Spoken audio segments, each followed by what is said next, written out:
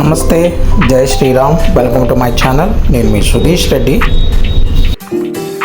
ముందుగా ఈరోజు నాగార్జున గారి హోస్టింగ్ నిజంగా సూపర్ అనిపించిన వాళ్ళందరూ కూడా దయచేసి ఈ వీడియోని లైక్ చేసి షేర్ చేసుకోండి అండ్ కామెంట్ కూడా చేయండి.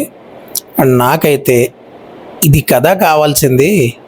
ఏ సీజన్ హిట్ అవ్వడానికి ఆ జెన్యూనిటీ తప్పు అని చెప్పడం, నిజాయితీ పరుడిని నిలబెట్టడం, ఇది కదా కావాల్సింది.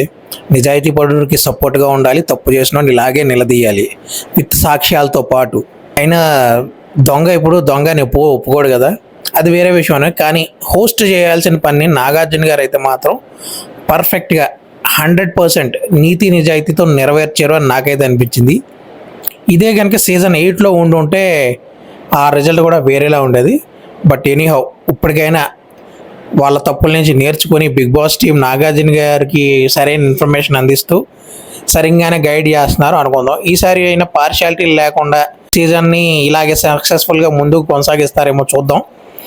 లేదు కాదు మా ఇష్టం వచ్చినట్టు మేము చేస్తామంటే వేరే లాస్ట్ సీజన్ లాగే తగలడదు. కానీ దానికైతే సీజన్ని బాగానే నిలబెట్టారు. ఫస్ట్ ఆఫ్ ఆల్ సంజన విషయంలో కానీ, లేకపోతే మన గుండు అంకుల్ హరిత హరీష్ గారి విషయంలో కానీ పాయింట్స్తో నిలదీశారు. మధ్యలో శ్రీజాని తనూజ విషయంలో, ఆ ప్రియాని అతి విషయంలో మర్యాద మనీష్కి ఎందుకో కొంచెం గ్యాప్ ఇచ్చారు.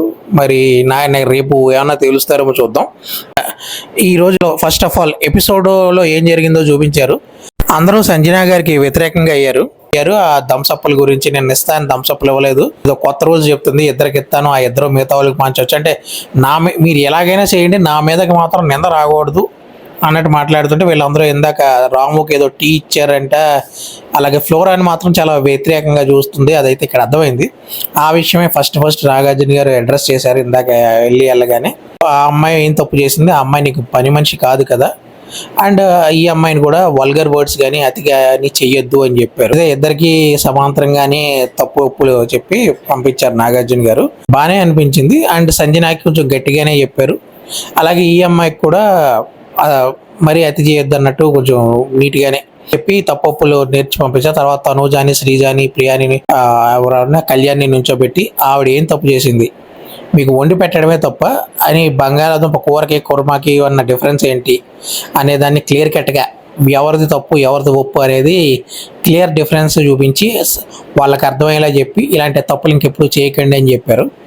దాని తర్వాత ఈ కప్పు బియ్యం అరకప్పు పెట్టడం గురించి కూడా మన హరిత హరీష్ గారిని నుంచోబెట్టి అందులో తప్పు ఉంది, అక్కడితో అయిపోయింది కదా, దాన్ని మళ్ళీ ఇంకా ఎందుకు సాగదీసో నువ్వు అని గట్టిగానే అడిగారు.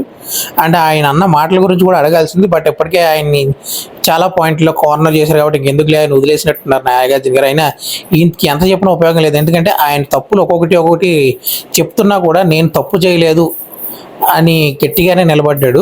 మనం చేయని విషయాలు కూడా చాలా బలంగా నిలబడొచ్చు అని అల్లు అర్జున్ డైలాగ్ ఉంటుంది కదా, ఈయన చూస్తే అర్థమవుతుంది. ఎందుకంటే తప్పు చేశాడు, అక్కడ రుజువైంది. కానీ చాలా ధైర్యంగా నేను తప్పు చేయలేదు అంటున్నాడు. దీనికి కూడా ఒక ప్రత్యేకమైన టాలెంట్ ఉండాలి. ఇలాంటి టాలెంట్లు అందరికీ ఉండవు కాబట్టి ఈయనైతే ఈ విషయంలో మెచ్చుకోవాలి. బట్ నేను మొన్నటిదాకా ఎమాన్యుల్ అనడం తప్పేమనుకున్నాను, కానీ ఆ రెడ్ ఫ్లవర్ అన్నాడు ఈయన అనేది మాత్రం నాకు తెలియదు. అలా అయితే మనం ఒకటి అని మనం తీసుకోలేనప్పుడు ఇంకొకరిని మనం అనకూడదు.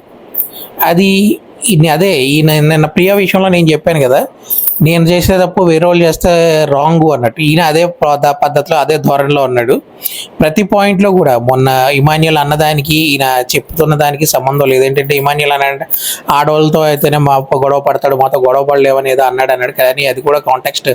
ఇమాన్యుల్ అన్నాడు ఆ అమ్మాయిలు అయితే ఏం అనలేరు కాబట్టి నువ్వు రెచ్చిపోవచ్చు, మేమైతే ఏమన్నా అంటావని నువ్వు భయపడుతున్నావు, అర్థమైంది నాకు అన్నాడంట. దాన్ని తిప్పి మార్చి పిప్పి చేసి మళ్ళీ మధ్యలో ఒక స్టేట్మెంట్ పాస్ చేశాడు. ధరణి అండ్ ఇమాన్యుల్ అయితే అమ్మాయిలు అన్నట్టు ఒక స్టేట్మెంట్ పాస్ చేశాడు. దానికి మళ్ళీ రీతు వర్మ ఆయన అమ్మాయికి పాపం మామూలుగానే అమ్మాయికి సగం అవుతాయి. ఇలాంటి వాటిలో బ్రెయిన్ వాడుతుందంటే కొంచెం కష్టమే అర్థం చేసుకోవడం, కాబట్టి లైట్ తీసుకోవాలి అమ్మాయిని. సో అండ్ ఇందాక రీతు వర్మకి మన తనూజకి కూడా ప్యాచప్ చేయించారు, బాగానే అనిపించింది అదంతా. ఇంకా ఈయన హరిత హరీష్ గారి విషయానికి వస్తే ఆయన ఇంకా మారడు, అర్థం కాదు ఇంకంతే. ఆడియన్స్ కూడా చెప్పారు ఫ్లిప్ అవుతున్నాడు అని. ఇంక ఆడియన్సే తప్ప అంటే ఇంకేం చెప్తాం మనం. సో లైట్ తీసుకో అంటే ఇంక లాస్ట్ సీజన్లో కానీ అంతకు ముందు కానీ ఇలాంటివన్నీ ఆడియన్స్ చెప్పినా లేకపోతే ఏం చేసినా కొంచెం ఏమంటారు ప్రాపగాండా ఉండేది. బిగ్ బాస్ మార్పులు ఈసారి జెన్యూన్గానే నాగార్జున గారు కానీ ఆడియన్స్ కానీ అందరూ చెప్పారు. అదైతే నాకు 100% అందరికీ అర్థమవుతుంది. అది అంత ఆడియన్స్ ఒపీనియన్ కూడా పర్ఫెక్ట్గానే జెన్యూన్గానే చెప్పించారు. సో అందుకే నాకైతే ఈ ఎపిసోడ్ చాలా చాలా చాలా చాలా బాగా అనిపించింది. ఒక్క మర్యాద మనీష్కి మర్యాద నేర్పించాల్సింది, బట్ మేబీ రేపు ఏమైనా చెప్తారేమో చూద్దాం. ఆ విషయాన్ని అంత సింపుల్గా వదిలేసేది కదా, ఎందుకంటే చాలా బ్లండర్స్ చేశారు కదా రాము విషయంలో. ఆయన చేసిన విషయాన్ని కూడా మాట్లాడి ప్రాబబ్లీ అది రేపు ఏమైనా అడ్రస్ చేస్తారా చూద్దాం. ఈ రోజైతే మాత్రం ఎత్తుకున్న పాయింట్స్, ఆయన అందరికీ ఇచ్చిన కన్క్లూజన్, అందరికీ చెప్పిన మంచి చెడ్లు వాళ్ళకి అర్థమైతే వెల్ అండ్ గుడ్, లేదు అనుకుంటే వాళ్ళ కర్మ. బట్ టు బీ ఫ్రాంక్ చెప్తున్నా, చాలా రోజుల తర్వాత నాగార్జున గారు అయితే సూపర్గా హోస్ట్ చేశారు.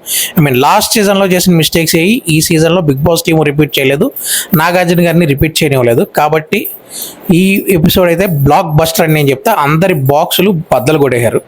చూద్దాం రేపు ఎపిసోడ్ ఎలా ఉంటుందో. అందరికీ గుడ్ నైట్.